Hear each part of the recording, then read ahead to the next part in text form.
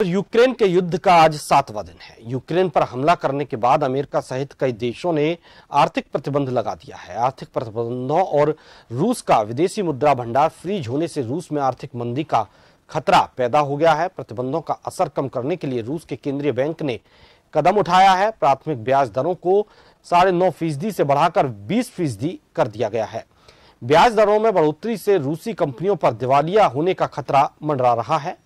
प्रतिबंधों से वित्तीय बाजार गिरेंगे और तेल के भाव चढ़ेंगे। भारत सहित दुनिया भर में महंगाई चरम पर पहुंचने की आशंका है।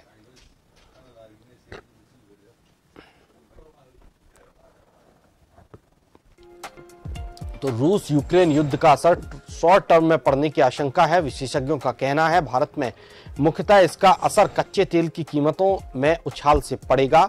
माल ढुलाई का खर्च बढ़ने से महंगाई बढ़ने की आशंका रहेगी। निवेशक सोना और डॉलर जैसे सुरक्षित निवेश कर रहे हैं।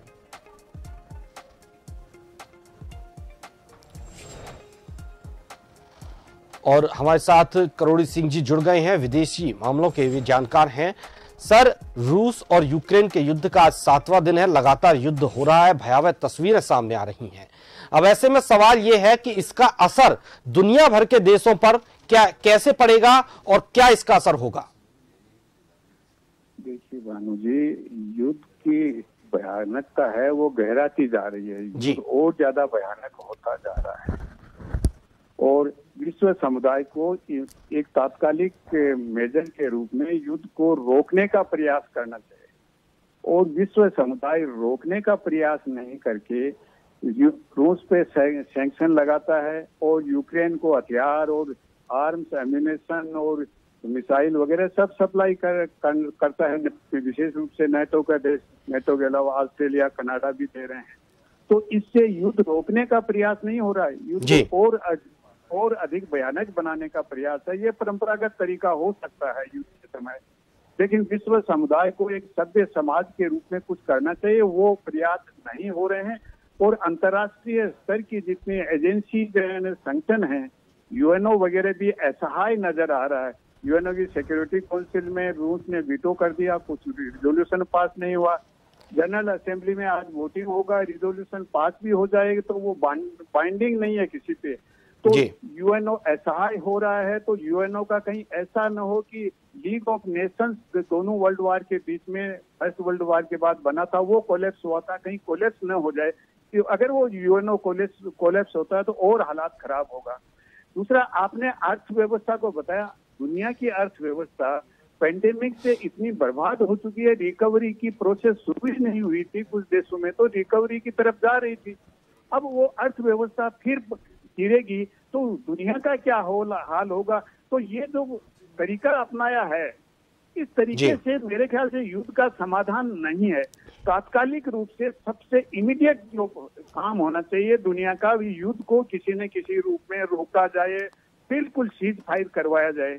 उसके बाद जो नुकसान हुआ है उसको रिबिल्ड करने का, रिकंस्ट्रक्शन का काम करना चाहिए। चाहे वो रशिया का नुकसान हो, रशिया का कम हुआ है, वो बहुत कम हुआ है क्योंकि ये तो यूक्रेन की जमीन पे है, तो रिकंस्ट्रक्शन की बात होनी चाहिए। और उसके बाद भविष्य में न हो उसके लिए कुछ होना चाहिए। उस तरह का मेरे को ख्याल से कुछ लगता नहीं है।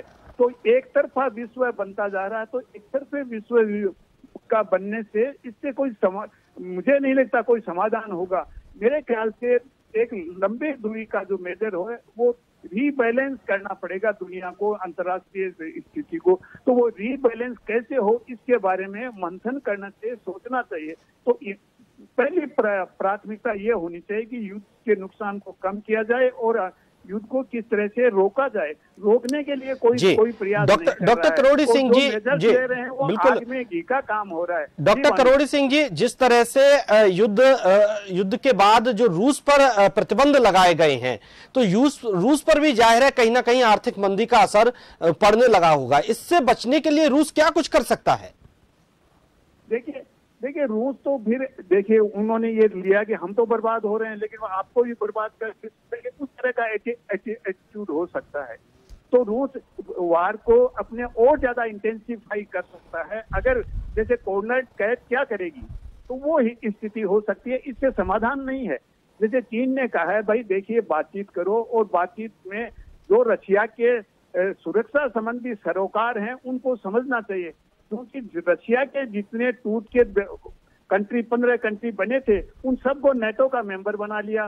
तो रशिया जो नेटो का संगठन है अमेरिका के नेतृत्व में, उसको अपनी सीमा पर कैसे स्वीकार करेगा? तो रशिया का भी एक निश्चित या सरोकार है, तो उसको भी समझना चाहिए। तो बातचीत के दुनिया का ये प्रयास होना चाहिए कि युद्ध को रोकें, इमीडिएटली सीज फायर करवाएं, और न कि उसमें आग में घी डालने का काम करें। तो इसमें यूक्रेन का और नुकसान होगा। सोवियत फोर्सेज हैं वो यूक्रेन की कैपिटल के पास पहुंच चुकी हैं, तो अब कैपिटल पे जो ही अटैक होगा तो मुझे लगता है कुछ अनटूवर्ड इंसिडेंट हो सकते हैं, क्योंकि वो यूक्रेन प्रेसिडेंट ने बाहर जाने के लिए मना कर दिया है, और अमेरिका ने उनको कहा कि आपको इवैक्यूएट करते हैं, उन्होंने मना कर दिया है।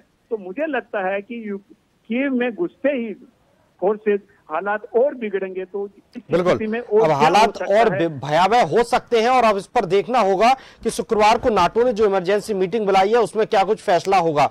बहुत बहुत शुक्रिया डॉक्टर करोड़ी सिंह जी आपका तमाम जानकारी के लिए हमारे साथ जुड़ने के लिए।